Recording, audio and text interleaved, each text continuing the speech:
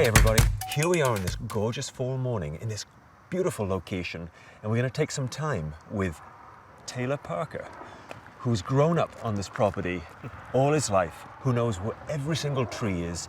He is a forager, he is a hunter, he fishes, he's a very talented chef, and he is part of the Six Nations on this property. Nice to have us. Thank you very much. So I guess we're going to start off with our pecans actually, which is the first component of our dish today.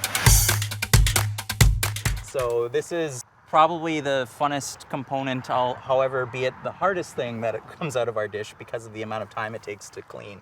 And the fact that they're on the ground and they still take about 2 months after they come out clean to actually be edible. For the most part, we just use the ladder and we take down what we can actually see. We leave the rest for the birds and the animals that want to eat them. So, you know, symbiotic with the ecosystem. It's all about sharing. Yeah, right? absolutely.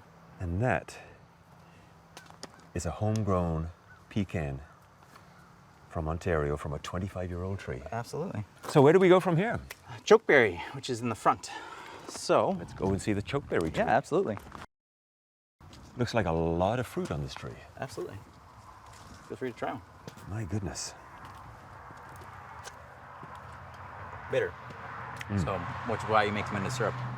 It's bitter, but it has a great fleshy texture to it. A little acidity there. So this time of year, what's on the foraging list? Fall, everything's cold. We've lost a lot of our wild edibles. Berries are almost done. So what I like using is mainly what's left over, roots, leaves. Ourselves, we have rosehip coming up that we're going to be looking at. And in terms of foraged ingredients for spicing and seasoning or possibly marinating, what are the kinds of things that you look for? All the things people don't use. When there's no cookbook or there's no recipe to follow, those are the ingredients I mainly go after. All right, so we're making our first pit stop. We're actually going to start a walk through, and we're going to pick up everything to make a marinade for some elk we have. And this is red cedar? This is red cedar, yep. So we'll get enough of this stuff. And this is going to be used as part of a marinade? Yeah. This will go partially into the rub, but then we'll let our actual elk rest inside both this and sage. All right, next stop, we're at Concord Fur. Then if you want to take some of these needles, this will be our acidic component. This provides acidity. Yep. Wow. There's a real big citrus note there. It's a little bitter, just like most of our components, which is why we'll utilize some very nice farmed honey, actually. These are our wild strawberry leaves. So as you can see, they're beautiful, growing everywhere. So we're going to use these as a garnish, and we'll fry these up. You fry them? Yeah. Most people plant your regular rose, but this is a very nice rose to just utilize for what we're going to use today. High source of vitamin C, one of the highest out of anything in North America, so it's great. We have a very nice juniper tree over here. That is a beauty. Which we're going to try to get before the birds, obviously. Juniper has a very, very unique flavor to it. It's almost like a peppercorn. You can grind it up and turn it into a little powder and use it as a seasoning or a flavoring. What are we going to be using this for? Oh, it's going in our marinade. Is that right? Yep, exactly what you thought it was going to be. All right, so I think we're on to our last pit stop for our marinade. Wonderful. The pit stop marinade. I love it. I started even before I had the cooking experience with the plant knowledge and then worked my way into cooking. So it was a little bit more creative. So what's our last foraging point here, Stop? Last foraging pit stop. We're grabbing some of our wild sage here, right?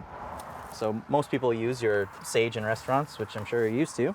Yes. We're going to use this sage, which is prairie sage. This is the sage that we use for smudging. We're cleansing our food at the same time as well as giving aroma and aromatic. Fabulous. All the foraging is done, so now it's on to the cooking. Off we go. Off we go. All right, so first things first, we can probably get our pecans at least started toasting on our pan. And that's my job? That's your hard job, chef. Okay. We'll let those go and we'll start working on our marinade. So with our marinade, we're going to take all of our little ingredients here. So we're going to make a marinade for the elk. Absolutely. So we'll get our rose hips cut up. Okay. For the most part, we'll have to clean all of them, get all these seeds out of them. And what else goes into the pestle and water then? We have our juniper berry. About 10 into the marinade? About 10, yeah. Excellent. Ish. There we go. Right, about roughly 5, well, anywhere between 5 to 7 of the rose hips, depending on the size of them. We are going to take our Concord Fur, give it a tear, and we'll throw in a couple of our leaves here from the sage. From the wild sage. We can muddle this. So this one we mash up. Yep, and then we'll add our oil right after. Flash of oil.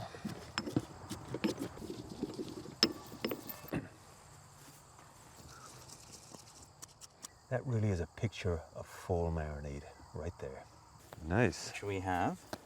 That looks like a beautiful bit of tenderloin. I'll set up a little resting bed for these guys. So I'll get some pepper on these guys. All right. So just a gentle fry. Yeah, we're just gonna, we don't have a deep fryer, so we're just Nope. gonna... And do they have a flavor? These will have a very subtle flavor, yeah. It's actually quite nice though. It's very unique. So we did our marinade today, and I let mine sit about 12 hours. So I did ours yesterday. And that's gonna be what we're gonna sear right now. Maybe a little salt and pepper. You can be a little generous there. Yep. From the marinade here? Yeah. A bit of sage. Sage and the cedar. Just throw a handful in. There we go.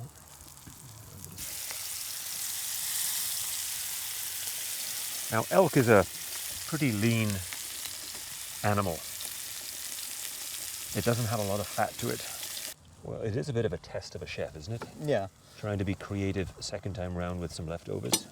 A bowl there they can go into. You got it. So when our meat comes out of our pan, we basically just have to warm up our beans. We'll blanch them off really quick. We'll add them to our tomatoes. And then we have our lovely chokeberry syrup.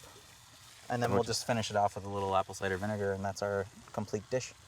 But first, once that meat comes out, we can let it rest. I think we need one more flip on it. Yep, one more side to go and we should be good. So I think our other two are good. I'll let these rest and hang out. Beautiful. Okay, beans into our pot. Beans a quick blanch. Beans, quick blanch. And these came right from that garden, literally 20 feet away. Fresh, beautiful, and I'm sure delicious. Doesn't get much better than that. So while they're blanching, we'll dress the tomatoes. We can dress the tomatoes. So what do we go in? You want to start with your chokeberry? Chokeberry? Yep. We'll use our apple cider vinegar. Alrighty. If you want to add a little bit of honey, I will check on our beans. I will take care of the honey. One teaspoon should be fine. Yes.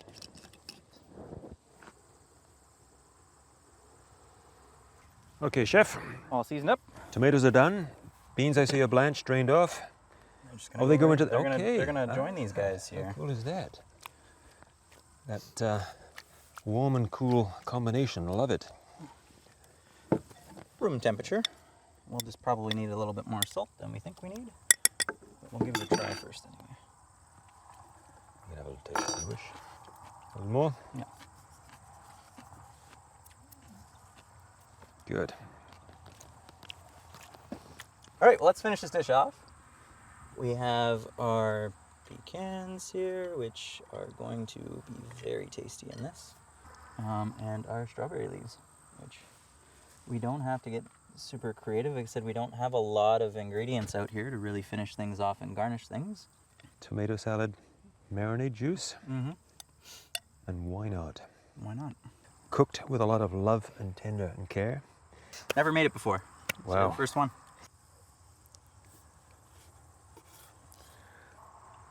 That is perfection.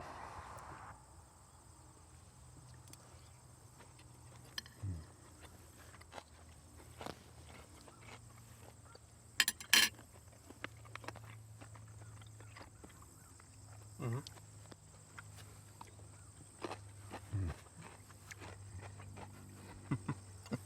Really beautiful. That elk that came from Manitoba, by the way, is absolutely delicious.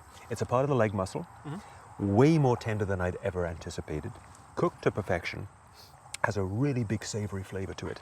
And then the salad, the warm salad, it's this magical counterpoint, right? It is bright, it's punchy, but that balance of acidity and It doesn't sweetness. take over anything. No, it does not. No. So I have a little gift for you from my forages. And my forages are probably the most famous forages in the world. No, they're not really. It is a jar of honey from my bees, which I associate bees as one of the greatest forages of the world. Absolutely. And from me, from my heart to you. Thank you very much. Hope you get to enjoy it. Oh, I will. Nice to meet you, and nice to spend some time cooking and sharing and foraging. Thank you. I got to tuck in and have another piece. Absolutely. Same. It would be rude not to. Oh my goodness. How did they get hold of you? So just my Instagram as of right now, Turok Parker, Turkor Parker. So all that's left for me to say, on behalf of the Royal and Indigenous Tourism Ontario, thanks for tuning in.